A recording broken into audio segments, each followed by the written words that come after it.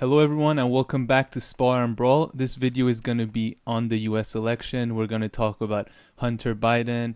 Rudy Giuliani's daughter just came out in support of endorsing Biden actually, which is hilarious, but it's not the first time. Apparently she's voted for Obama and everything and endorsed Hillary during last elections. And we also have a scientific forecast. Two professors have their model forecast who is going to win the popular vote, in the United States, and they've gotten every single of the past 10 or 12 elections, something like that, they've gotten right through their modeling. But before we talk about the US election, the presidential election, there's actually a very surprisingly tight Senate race going on right now in South Carolina. So Lindsey Graham, the despicable Lindsey Graham, I'm sure everybody has a million stories about the horrifying things they've heard him say or support. But he's been a senator of South Carolina since 2004. But for the first time, he's apparently being challenged relatively seriously. The polls still show him leading his Democrat challenger, but it's never been this close. And the reason perhaps why it's so close, or why this story is interesting, is that his opponent, who goes by whose name is Jaime Harrison, has broken all fundraising records when it comes to Senate races. So previously it was held, I'll just read a little quote here. He has raised $57 million for this last quarter. So just this last quarter, that's how much he's raised. So for the third quarter of this year, he's raised $57 million. So the CNN wrote, quote, "The sum not only shatters fundraising records for a Senate race in South Carolina, but for any Senate race anywhere, eclipsing the previous record for one quarter of $38 million set by Texas Democrat Betty O'Rourke in 2018. So he's already collected more than 20 million. Apparently, of course, he's spending like crazy in South Carolina. And just to put it into perspective a little bit more, just to contextualize how much the amount is. So this tweet, put out by Reed Wilson. He's a reporter for The Hill. He quoted that Jaime Harrison's 57 million quarter in context.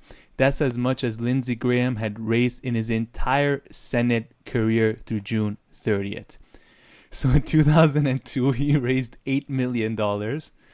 6 years later, in 2008, $10 million was enough for him to win. Again, in 2014, $11 million was enough for him to win. And finally, this year, he's raised $30 million, which is pretty much as the past three races put together. But that only totals to $57.6 million, which is only what Jaime Harrison has raised in the last quarter, in the third quarter. So he raised more money before that.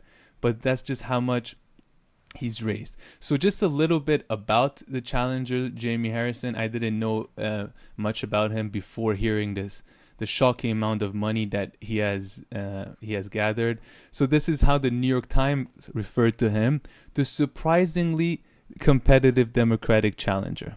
So it's just a funny way of that New York Times. Because it's South Carolina. Yeah, no, it is surprisingly competitive Democratic challenger. It's just a funny thing to say. And then, so he was the chair of the South Carolina Democratic Party from 2013 to 2017. So an establishment figure through and through. He's significantly younger than Graham. He was only born in 1976. Apparently, his main issues are Medicaid and COVID-19 relief, so typical Democrat issues and talking points right now, and he also supports marijuana legalization. Now, if that's just something on his website, or if he's actually going to work on that, I doubt it. And then so there's this other aspect to it, is that he lost his aunt to COVID-19 and has campaigned almost entirely virtually throughout this time. And his last debate with Graham, which was supposed to be held this Thursday, so just a few days ago, it got canceled because Lindsey Graham didn't want to take a COVID-19 test. So instead, they kind of did the same thing that the US presidential debates did on Thursday, which is just to hold separate town halls. So now who is going to win? Once again, as I mentioned, Lindsey Graham is still leading in the polls, and as much as this Democratic challenger, I'm sure his ideas, his ideologies are quite far from what I personally like, and I would want someone to go for, but I mean, there wouldn't be anything sweeter than to see Lindsey Graham go down. I mean, not only is he like a despicable person, but on top of that, I mean, I think it would be a big win for the Democrats, at least, if they take out Lindsey Graham. To my eyes, he's kind of been the star player of the Republicans in the Senate, or between the Senate and the Congress. I mean, one reason is because he has no problems in changing, his allegiances. Let's not forget he was super anti-Trump before Trump got elected, and then he was like his biggest cheerleader in Senate. So it would feel so good to see this guy lose. So I'm definitely cheering for Jaime Harrison. But Sam, so if you have anything to add about this story, please do. If not, I want to ask you about your favorite, fondest memory of Lindsey Graham. So many to pick, but to be honest, no, I don't really have any take except to say that it's been the campaign financing has been growing exponentially, and it's been getting to crazy amounts, especially in the Trump era. And to be honest, we criticize the corporate Democrats and all that a lot. But they do, in terms of, if you look at it from their position, in terms of organizational position, they are there to raise money, to get money. And it seems Trump mongering, or, whatever you want to call it, a scaremongering, what I call a scaremongering, or exaggerating Trump's flaws, just like Republicans did with Obama, exaggerating him into like a communist or whatever, seems to be the best way to raise money. And Jaime Harrison seemed to have benefited from that, while Lindsey Graham is suffering a bit from his damaged reputation because of his change in direction, shall we say. He has gone from he has always changed his positions. He's been a pretty establishment figure from 1990s, but then jumped on the radical Tea Party bandwagon, then jumped on the Trump bandwagon. So It's not the thing for him. I always find him so fascinating because I don't know. Have you ever read or seen Gone with the Wind? It rings a bell, but I don't remember it too well. It's a legendary book and a movie with Clark Gable. When I was very young, we had the book and then we used to watch the movie a lot. And then there's this character, like his accent is like a comedian trying to do a joke version of a Southern. The only other place I've heard this accent is Tarantino's Django Unchained, that you have this exaggerated, like Southern charm. Oh, my dear, I will not do that. You, my honor. And it's so weird. I find him fascinating that people like him still exist. And it's just, what's my favorite moment right now that comes to mind is his flip-flopping on the judging thing, because it's so recent that in the Merrick Garland case with Obama, he was saying, no, I would not do that if it was a Republican candidate. No, I would. Oh, my dear, no way. And then, like 3 years later, it's not even a decade, and he's like, yeah, no, we are gonna, confirm Amy Coney Barrett. It's gonna go through. So, I would say exactly right. They were in the exact same situation, just on the other side 4 years ago. This Merrick Garland thing happened like 9 months before Obama's presidency. True, it was that far away. Wow, I thought it was closer towards the end of his second term. No, technically, Obama wasn't yet a lame duck president, even. So, like, usually it's 6 months before. I don't know when technically they refer to him as a lame duck. So, yeah, it was far a longer period than Amy Coney Barrett case. But I would say I do despise Mitch McConnell far more.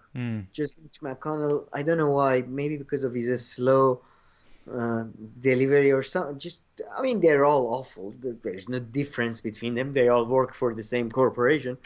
But, Lockheed Martin.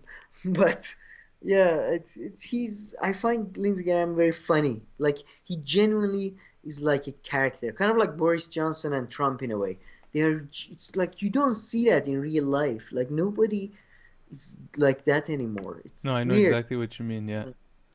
Or maybe not around here anyway. Maybe in South Carolina it's a bit Yeah. different. No, no, for sure, for sure, for sure.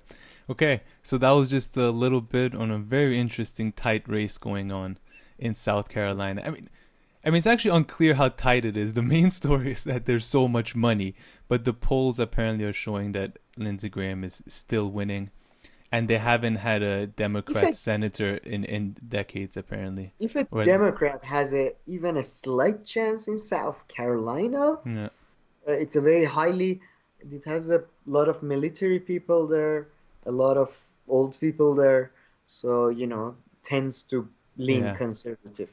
A oh lot for of sure. Christian people.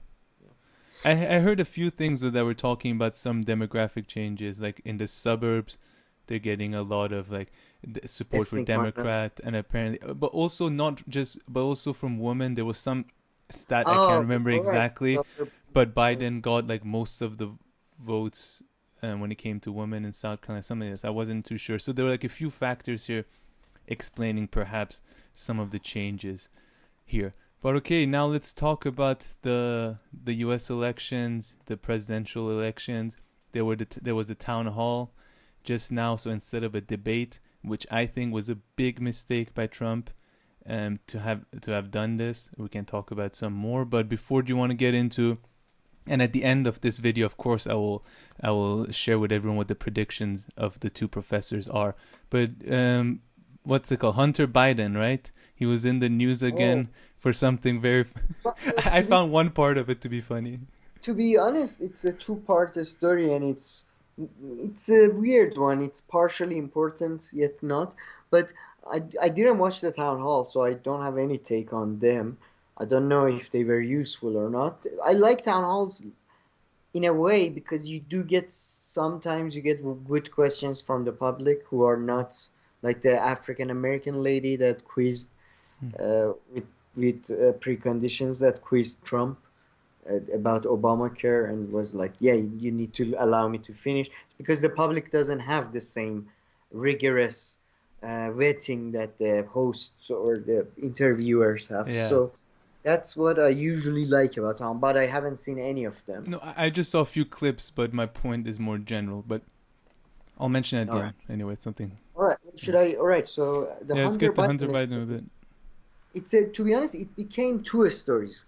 We all knew about Burisma and the fact that Hunter Biden had some very suspicious activities in Ukraine, getting paid uh, by a board of energy company in Ukraine while having very limited energy related experience. I believe he was getting up he may have been paid up to 83,000 but possibly as low as 50,000 Per month. dollars per month, uh, even while potentially while he was still in rehab for crack. He's I mean I mean, let's not forget he's a human being. He, everybody deals with addiction. uh, the story was covered by New York Post, and the story came about because there was a computer, a MacBook Pro, in home estate of Biden, Delaware. This computer was taken to a shop a couple of months ago, actually, apparently, because it was damaged by water, and I didn't understand if it was this with a separate hard drive or the hard drive of the computer itself. This computer was taken to a shop, and in this computer, the repair person claims he tried to contact the person who brought it to the shop many times, but he couldn't get hold of him. In this computer contained a lot of basically personal documents of Biden.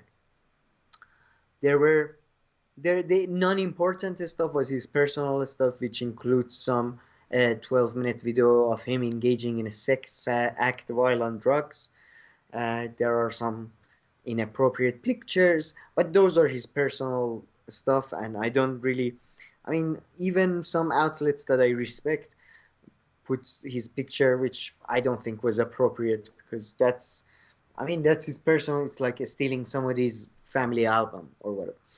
So that doesn't matter too much. The important part is that in this computer there is a there the thing was Biden always claimed, both Joe Biden and Hunter Biden claimed that his activities in Ukraine had nothing to do with his father, right?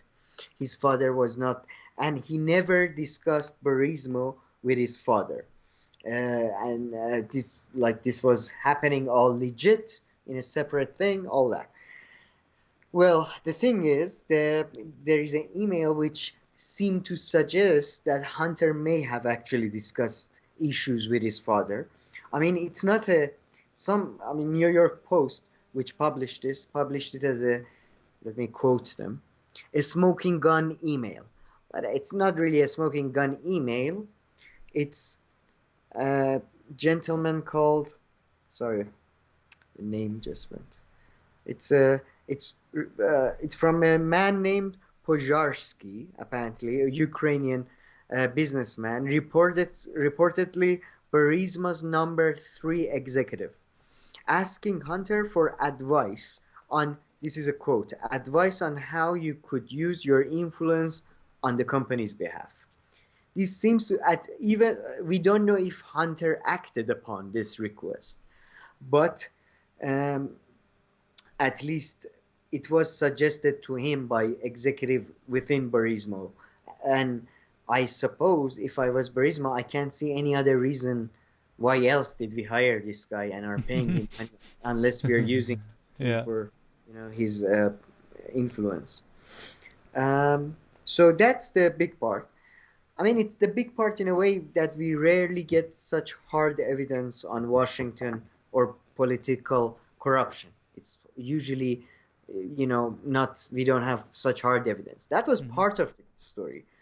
The more important part was the way this story was reported in social media. So before you get into that, which I totally agree, just the small thing that I found so stupid is the fact that giving their laptop to somewhere to get repaired somewhat randomly. I mean, if he needed something on that laptop, sure, get it repaired. If not, someone that rich, just get a new laptop.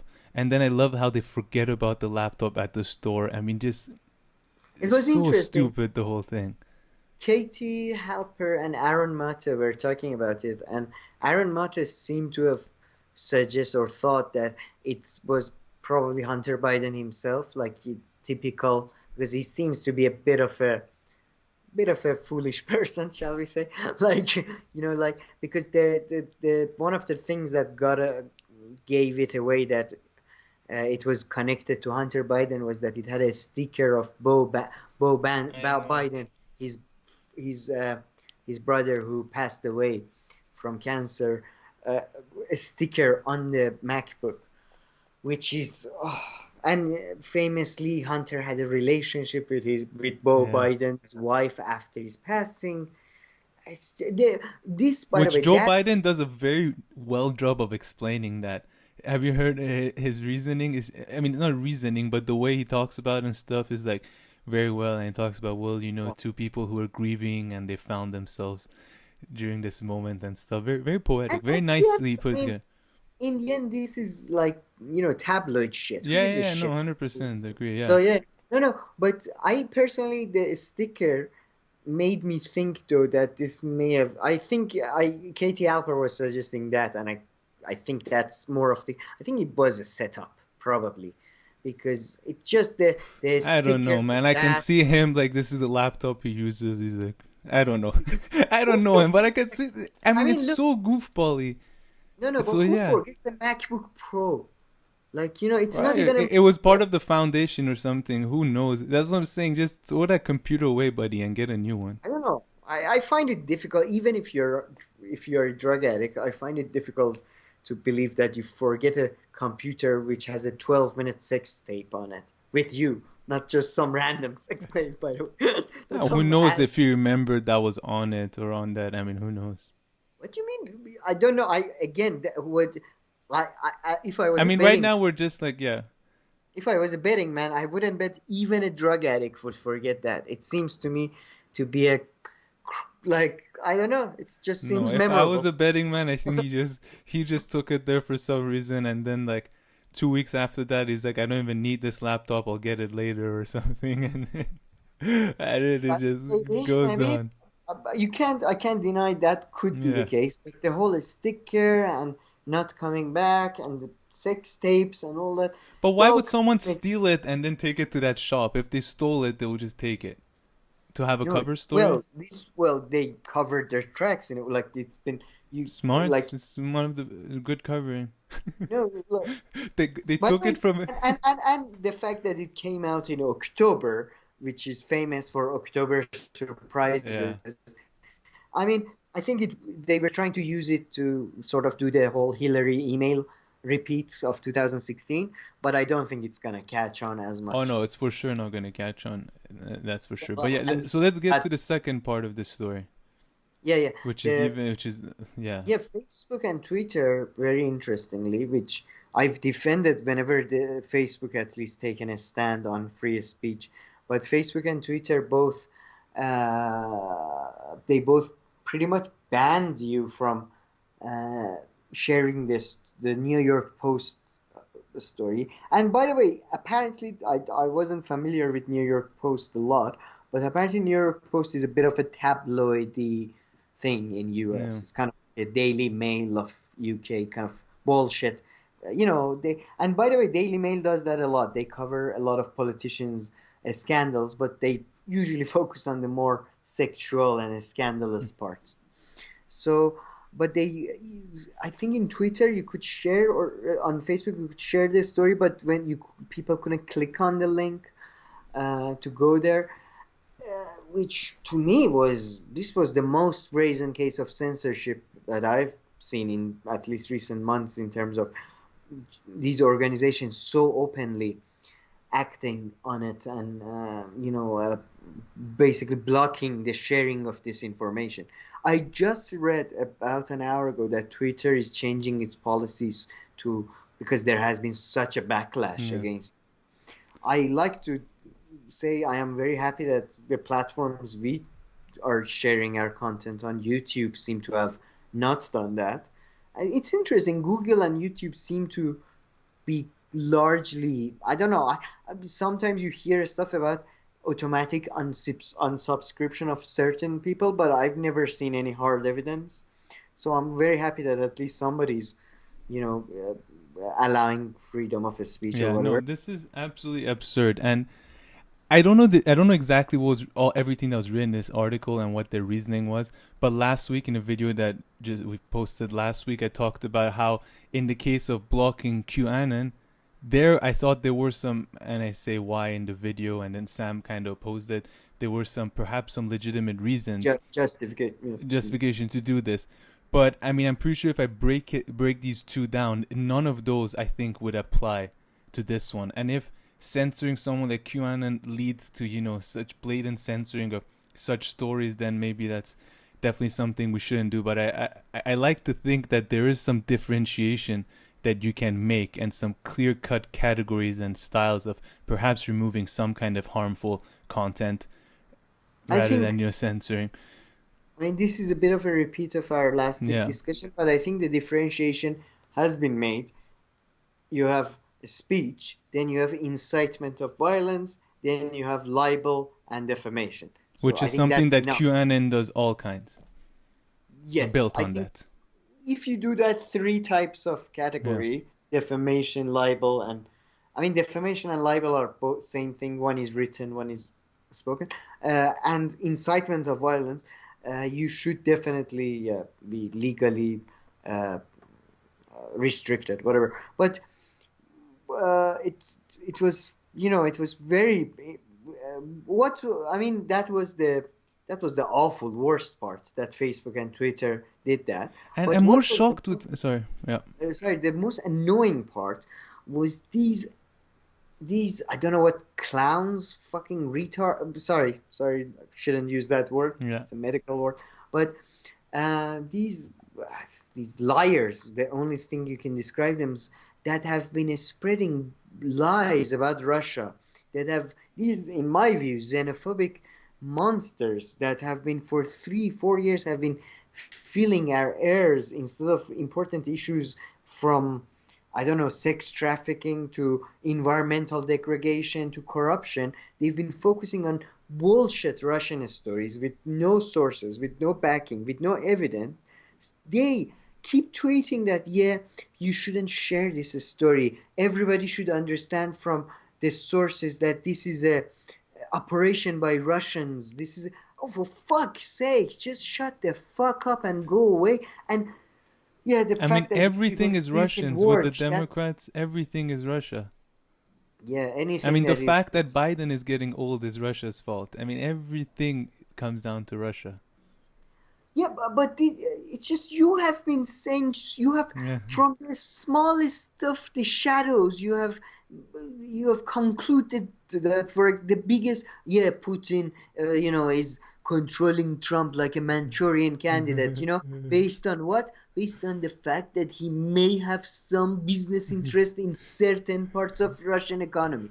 But then somebody has actual emails that somebody is requesting, son of Yeah. a potential president, for access, for influence. And I'm not saying, by the way, Joe Biden gave this access, or Joe Biden, even Hunter Biden, maybe Joe Biden had made it clear to him that you shouldn't even talk to me about this type of shit. Maybe, right?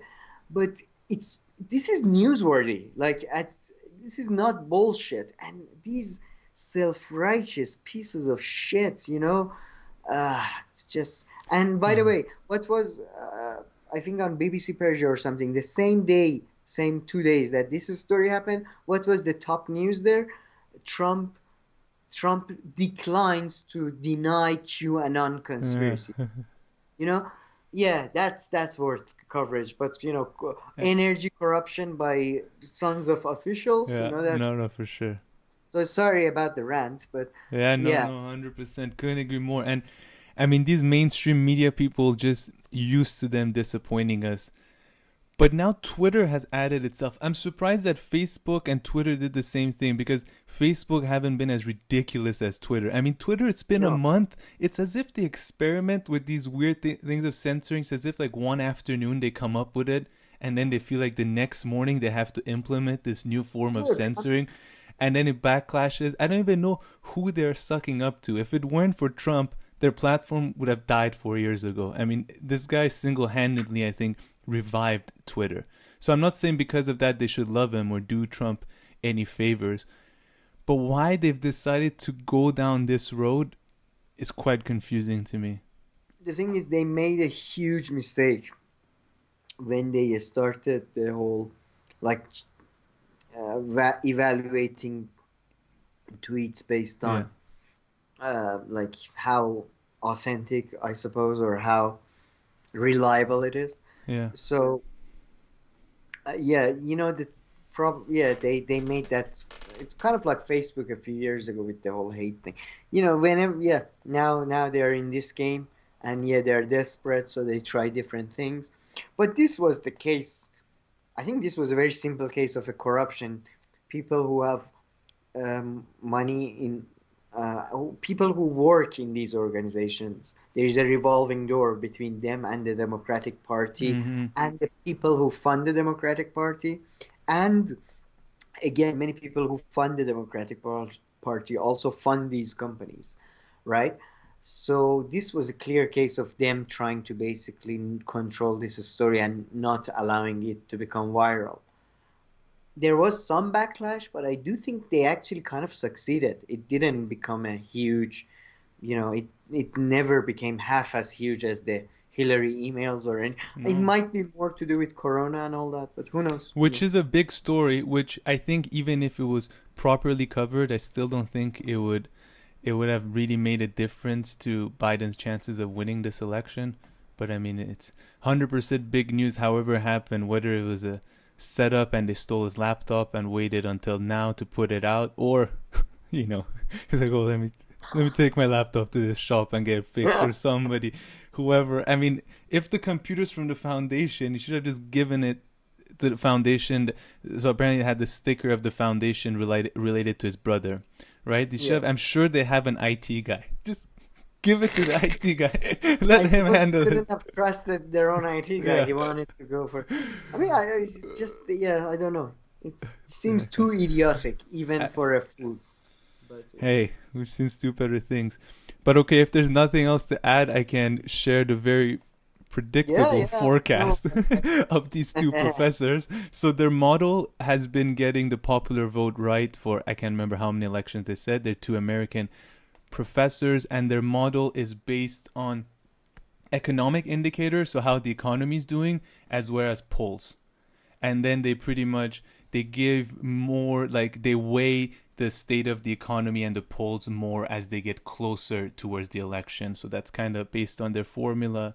So I mean, take their methodology for what is and all that. Let's not get into that. But their model forecast a popular victory for Joe Biden over Donald Trump, and by an ample margin to avoid worries of an electoral college upset. So although they don't look at whether he'll win the electoral college or not, but for them their forecast is so high, the difference is the percentage point is somewhere between 5 and 10%. It's so high that they think that he will also be okay when it comes to the electoral college. And one thing that reassures them even more is that they say that when their forecast for post-convention is usually the most accurate and the closest to the final. And so this forecast is done after the convention, and they say that, if I'm not mistaken, that the percentage points, just like how you've been hearing in the news, but they've just kind of aggregated all of them a bit scientifically, is that it didn't move at all for Biden and Trump, which kind of makes it seem like everything is set in stone, kind of. And for I think it seems like I believe Obama beat Romney by 10 million votes in the second election, the one against Mitt Romney. It looks like Biden might be heading something like that. I wouldn't be surprised if I were to make a prediction. It would be exactly this. I mean, just forecasting a popular victory for Joe Biden, I think that more likely obvious, but the fact that it could be by a huge margin. So that we'll wait to see. And then I said that regarding the debate yesterday, or the town halls, why I think it was a stupid idea from Trump's side is because these two town halls were hosted at the same time on different channels. So people kind of had to flick between them. So that pretty much means everybody who likes Biden watch that. Diehard Trump fans watch Trump, and maybe a few undecided people. I mean, I think it probably won't change anything, right? Which is what Biden wants. I mean, and for Trump, I think if he had any chance, he had to make this debate happen. I'm surprised. I think from their side, it's a big strategic mistake. Maybe there was a small hope of getting someone. But if you have these two town halls going on at the same time, maybe some undecided people watched yours and decided to go with you. But I feel like it was just a show for the supporters on both sides to just watch their guy. This is maybe something for 3-6 months ago. Now, the only thing, a debate would have been much better for Trump. maybe, yeah, but at the same time, I doubt Trump is somebody who would have taken on the criticisms from the first debate. So I think he would have been again very aggressive, and he would have come off as unlikable. But Yeah. this way, directly addressing his supporters may somewhat energize his base. But I But they're agree pumped that already, so they can vote more than once. So no matter how pumped they get, I don't know. well, I think a lot of sort of Christian radicals or highly Christian people, they are getting probably there are especially older people because of his COVID Yeah. response. But I agree though that generally speaking, the town hall is more risky in many ways, and it opens up the situation to again, as we talked about the debates. I don't think any of this matters that Yeah. much anyway. So yeah, no, I think largely you're right, but I was just trying to Yeah. give some other potential things that can happen. But yeah, and Biden seemed to be yeah, he's except one blip during the last couple of months, he seems to be consistently uh, above 7 points higher than Trump in Pennsylvania, in swing states, in crucial Midwestern states. So I think, yeah, and I'm sure you heard there was a poll that put him 17 points, 16 points Yeah. ahead of Trump nationally, 10 points ahead in I think Texas, somewhere crazy, somewhere that you would automatically associate with Republicans. So it does seem like this time around it's going to be Biden. Yeah. Uh, and again, the interesting thing would be if it's going to be Trump on the night of the election and Hmm. Biden winner through the mail-in and Yeah. all that. And would that lead to a more, like, it could lead to a sort of a repeat of what happened with Bush and Al Gore. But this time you have a Democratic Party that is far more belligerent. You have a Republican Party that is far more extreme. And you have two sides that have, for at least the last 8 years, have portrayed their enemy. At least Republicans for the last 8 years, for Democrats the last 4 years, they have portrayed their opposition as the enemy, not Hmm. just any, they're as a Russian puppet, Yeah. as a Kenyan inside job, like a Yeah. secret agent from communist countries.